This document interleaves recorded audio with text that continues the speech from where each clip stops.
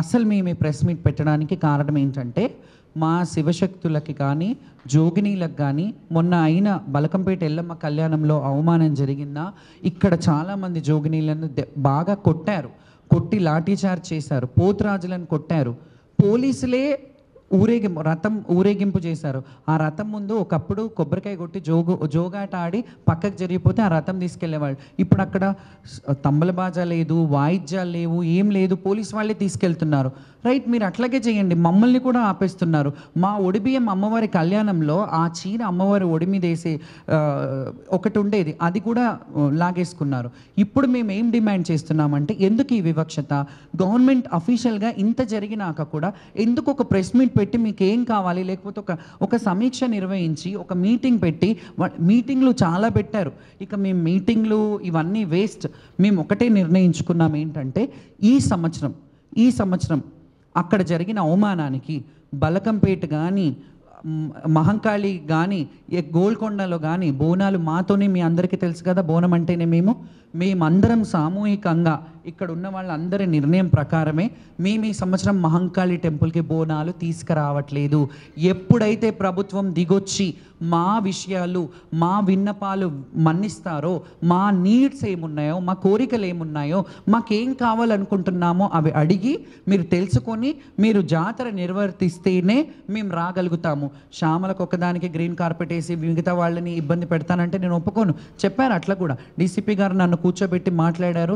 మీకు ఒక లైన్ ఇస్తాము, మీకు ఒక స్పెషల్ ఇది ఇస్తాము, టైం ఇవ్వమన్నారు. టైం 1 to 3 అంటారు. టైం ఎందుకు ఇవ్వాలి? మేము టైం ఎట్లా కుదురుతుంది? మాకు టైం పాసిబుల్? వరంగల్ నుంచి వస్తారు, మహారాష్ట్ర నుంచి వస్తారు, వాళ్ళకి బస్సులు రావాలి, ట్రాఫిక్లో ఇబ్బందులు పడతారు. 1 to 3 అనగానే అయిపోతుంది, ఇంకా మీకు ఇచ్చిన టైం ఎక్స్క్యూజ్ మీ మీకు ఇచ్చిన టైం అయిపోయిందని చెప్పి మీరు మమ్మల్ని రానివ్వకపోతే ఎట్లా? మాకు కూడా టైం ఇవ్వండి. టైం ఏంటి? టైం మీరు వీఐపీలకి, మంత్రులకి, మినిస్టర్లకి వాళ్ళందరికీ టైం కేటాయించండి. వాళ్ళని పొద్దున్న నుంచి 10:30, 11 లోపు వాళ్ళని వచ్చేయమనండి. ఏ వీఐపీ వచ్చినా లైన్లో రమ్మనండి. తర్వాత మాకు టైం ఇచ్చి మాకు వివక్షత చూపించడం ఏంటి? మా బోనాల లైన్ని ప్రత్యేకంగా ఏర్పాటు చేయాలి. ఇంకొకటి, మొన్న పోతురాజులని, మా శివశక్తులని కొట్టినందుకు మేము దీని మీద చాలా మనస్తాపం చెంది ఈ ఇబ్బందులు ఇంకా మేము కొనసాగించలేము, మా వాళ్ళు శపిస్తున్నారు అనే వీడియోలు చాలా ట్రోల్ అవుతున్నాయి. ఎందుకు చేస్తామండి? మాకు మీ మీద ఏమైనా పర్సనల్ గ్రడ్జా? ఇది కాకపోతే ఇంకొకటి అని అనుకుంటాము. వీళ్ళు బాగా చూడకపోతే బాగా చూసే వాళ్ళు ఎప్పుడు వస్తారో మమ్మల్ని తీసుకెళ్ళి బోనం చేయిస్తారని వెయిట్ చేస్తాం. మేము ప్రభుత్వం ఇప్పటికైనా దిగొచ్చి మాకు ఒక ప్రత్యేక క్యూ లైన్ ఏర్పాటు చేసి, సీనియర్స్ ఎవరైతే ఉన్నారో, ఇప్పుడు మేము చాలా ఏళ్ళుగా చేస్తున్నాం, అన్ని తెలంగాణలో ఉన్న దేవాలయాలకి ఐడి కార్డ్స్ ఇష్యూ చేయండి. ఆ ఐడి కార్డ్ సీనియర్లు ఉన్న వాళ్ళందరికీ ఇవ్వమని అనట్లేదు, లక్షలాది మంది ఉన్నారు. అలా అంటే ఎవరైతే కల్చర్ రిప్రజెంటేటివ్స్ ఉన్నారో, ఎక్కడ ఎవరిదైతే అవసరం ఉందో వాళ్ళకు ఒక పాస్లు ఇష్యూ చేయండి. ఒక గుడికి మేము భద్రాచలంలో మేము రాముల వారి కళ్యాణం చేస్తామని అడగట్లేదండి. మాంకాలమ్మకు, ఎల్లమ్మకి బోనం తీస్తామని అడుగుతున్నాం. మా రైట్ ఇది, మాకు చేయనివ్వండి.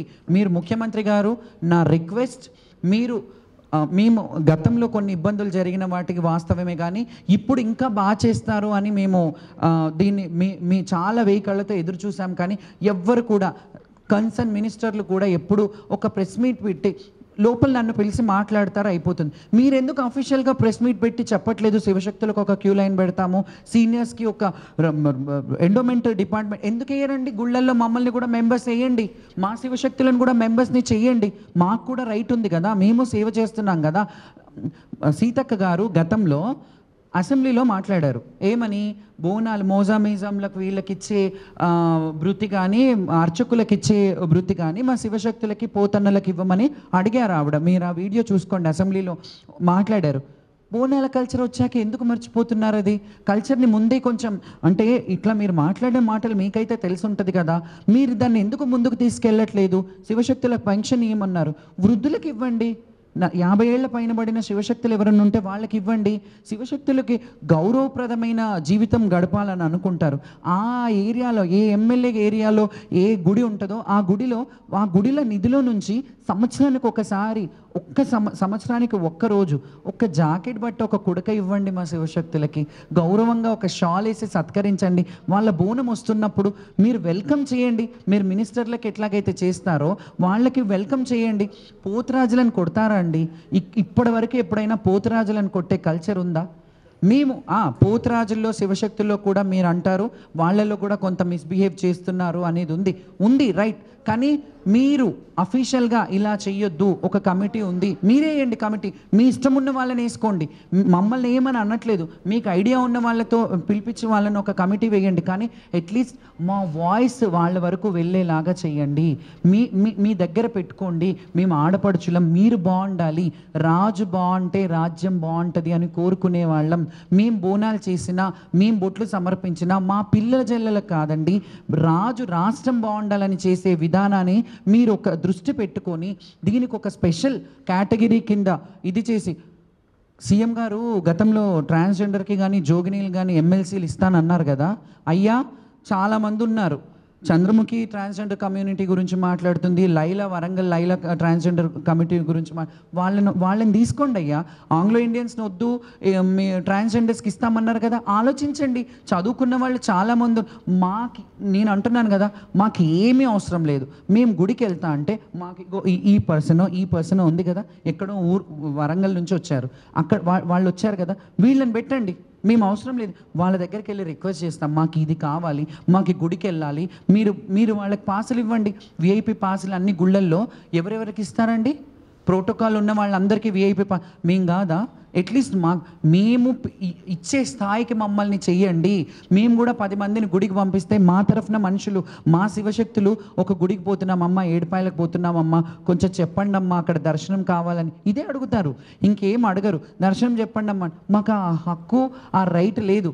ఓన్లీ జాతరలప్పుడు వెళ్ళి అక్కడ తలుక్కున మెరిసి కల్చర్ని రిప్రజెంట్ చేసి రావడం మాత్రమే ఉంది. అందుకనే మా శివశక్తులు అందరూ కూడా బోనాల పండగని ఈ సంవత్సరం మహంకాళి బోనాన్ని మేము బాయ్కాట్ కాదు, మేము ఇళ్లలో చేసుకుంటాము, గుడికి చెయ్యము. మీరు ఎప్పుడైతే మాకు సమస్యను పరిష్కరిస్తారో, మాకు ఎప్పటికైతే ఇది కంప్లీట్ పరిష్కారం చేస్తారో, ఒక కమిటీ వేస్తారో, ఏం చేస్తారో మీరు చెయ్యండి. అది చేసిన తర్వాత మీరు చేస్తే అప్పుడు లాంఛనంగా మీరుండి చేయండి అయ్యా.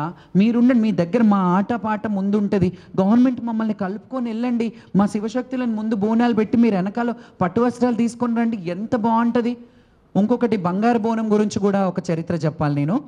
బంగారు బోనం ఇది రాష్ట్ర ముఖ్యమంత్రి గారికి నా రిక్వెస్ట్ చేసి వేడుకుంటున్నాను. ఎందుకంటే ఆ బంగారు బోనం అమ్మవారి ముక్కు పుడకలు, అమ్మవారికి వచ్చిన నగదు, కమ్మలు, పుస్తెలు ఇవన్నిటితో కరగబోసి చేయించింది. ఇది కావాలంటే రికార్డ్ మీరు తీసుకోండి. అది అందరికీ రైట్ ఉండదు. ఆ బంగారు బోనం ఎత్తుకోవడం వల్ల ఈరోజు ఎంతమంది ఇబ్బందుల పాలయ్యారో మీ అందరికీ తెలుసు. అది వాళ్ళు కావాలని చేయలేకపోవచ్చు, కావాలని చేశాను, నేను పేర్లు కూడా ఎత్తట్లేదు, కావాలని చెయ్యలేదు, కానీ బాగా చెయ్యాలి, జాతర బాగా చెయ్యాలని చేసి ఉంటారు పాపం, వాళ్ళని కూడా నేను దూషించాను. కానీ అది నజర్ బోనం లాగా, సదర్ బోనం లాగా అది ఎత్తుకునే రైటు ఒక జోగోళ్ళకే, లేకపోతే ఆ మాతంగికో, ఆ రంగం చెప్పే ఆమెకో అది ఉంటుంది. మీరు పర్సనల్గా ఇంకో బంగారు బోనం చేయించండి కావాలంటే, మీ గవర్నమెంట్ నిధులు కేటాయించి చేయండి. కానీ అది అమ్మవారికి వచ్చిన బంగారాన్ని రంగరించి చేసిన బోనం కాబట్టి ఎవరు ఎత్తుకున్నా వాళ్ళకి అరిష్టం జరుగుతుంది. ఇది నా రిక్వెస్ట్. మీరు ఒకసారి దీని మీద దృష్టి పెట్టండి. మీరు మట్టి కుండలో తెచ్చినా అమ్మవారి ప్రసన్నం అవుతుంది. మీరు ప్రతి సీఎం వచ్చి ఇక్కడ బోనం సమర్పించే ఆనవాయితీ ఉంది. మీరు కూడా రండి, వచ్చి బోనం చెయ్యండి. అందులో మాలాంటి వాళ్ళకి ఇబ్బందులు లేకుండా మీరు మంత్రి గారు, కొండా సురేఖ గారు, మీకు కూడా ఒక రిక్వెస్ట్ చెప్తున్నాను. మాకు అంత ఇష్యూ అయింది, నేను వచ్చి మీకు ఒక రిప్రజెంటేషన్ ఇచ్చాను. మీరు కనీసం ఎలా ఉంది అని మీ సబార్డినేట్స్ ఎవరు తర్వాత వాళ్ళు ఉంటారు కదా, వాళ్ళైనా ఒక మాట, మరి శ్యామల వచ్చింది కదా, ఏం జరిగింది, ఎట్లా ఉంది, బాగుందా అని అయినా కనుక్కోవాలి కదమ్మా. మీరు పాసులైనా ఇప్పించమని ఎండోమెంట్ వాళ్ళకి చెప్పాలి కదా. నేను అందుకే మొన్న నా పర్సనల్ గ్రడ్జ్ ఏమీ లేదు ఇందులో. ఎండోమెంట్ నిర్వహించే బోనాల కార్యక్రమం, ఎండోమెంట్ ఎండోమెంట్ వాళ్ళే తీసుకొస్తారు కాబట్టి ఎండోమెంట్ వాళ్ళే దీన్ని సమీక్షించి దీంట్లో ఏం ప్రాబ్లమ్స్ ఉన్నాయో మా జోగినీలు కానీ శివశక్తులకు కానీ ఫెసిలిటీస్ ఏర్పాటు చేసి మీరు దగ్గరుండి చెయ్యండి. మా ఆటపాటతో మీరు వెనకాలండి మాతో కలిసి రండి బోనానికి, అంత అంగరంగ వైభవంగా కలిసి చేద్దాం. ఎంత బాగుంటుంది, అమ్మవారు కూడా ఎంత ప్రసన్నం అవుతుంది. ఇంకొకటి మారుబోనం అనేది కూడా మహంకాళి జాతరకి చాలాసార్లు అమ్మవారు భవిష్యవాణిలో చెప్పినా దాన్ని కొంత రాజకీయంగా పరంగా చూసి వీళ్ళు వాళ్ళ మీదేసి వాళ్ళు వీళ్ళ మీదేసి ఆ బోనం కూడా సరిగ్గా నిర్వర్తించట్లేదు. నా దగ్గర 16 సంవత్సరాల పేపర్ కట్టింగ్స్ ఉన్నాయి. తొలి బోనం అత్తిలి ఫ్యామిలీ నుంచి ఎలాగైతే తెస్తానో మారు బోనం కూడా మహంకాళి అమ్మకి మారు బోనం ఎత్తుకునేదాన్ని, అది కూడా రాను రాను తీసేశారు. ఈ కల్చర్ ఏదైతే ఉందో దీన్ని ఒకసారి క్షుణ్ణంగా ఆలోచించి వాళ్ళు చేసే కార్యక్రమాలని వాళ్ళని చేయనివ్వండి. ఎందుకంటే మీకు తెలియదు, ఇప్పుడు పెద్ద పెద్ద వాళ్ళకి నేను ఒప్పుకుంటా, సీఎం గారికో మినిస్టర్ గారికో అది తెలియదు, కానీ ఒక్కసారి అడగండి ఎవరు ఏం జరుగుతుంది ఇక్కడ కల్చర్ ఏంటి అని. ఒక 10 నిమిషాలు గుళ్ళో కూర్చోండి. ఆ గుడికి సంబంధించిన వాళ్ళు, ఆ చైర్మన్సో లేకపోతే ఈవోలో వాళ్ళందరూ ఉంటారు కదా, వాళ్ళతో కూర్చొని మాట్లాడండి. ఒక్కొక్క గుడికి కమిటీలు పంపించండి, ఒక కమిటీ వేయండి. మీరు ఇంకొకటి చెప్తాను, కమిటీ అంటాను కదా, మీరు ఎండోమెంట్ కమిటీ ఒకటి వేసేస్తారు, వదిలేస్తారు. ఏ దేవాలయాలకు ఆ దేవాలయ కమిటీలు విడివిడిగా ఉంటాయి. ఈ అన్నిటికీ బియాండ్ ఒక కమిటీని వేసి అన్ని గుళ్ళల్లోకి సంబంధించిన వాళ్ళని పెట్టి అన్ని గుళ్ళల్లో సమీక్షించేలాగా ఆ కమిటీలు వెళ్ళి అన్ని గుళ్ళల్లో మెయిన్ మనకి ఎన్ని గుళ్ళు ఉన్నాయి, గోల్కొండ ఉంది, మహంకాళి టెంపుల్ ఉంది, ఎల్లమ్మ ఉంది, ఏడుపాయలు ఉంది. అక్కడైతే హైదరాబాద్ ఆషాఢంలో జరగవు. ముఖ్యంగా జరగాలంటే మన హైదరాబాద్లో జరిగేవి ఈ మూడు మీద. అండ్ లాల్ దర్వాజా కూడా ఉంది, లాల్ దర్వాజా ఉంది, సింహవాహిని అమ్మవారు ఉంది.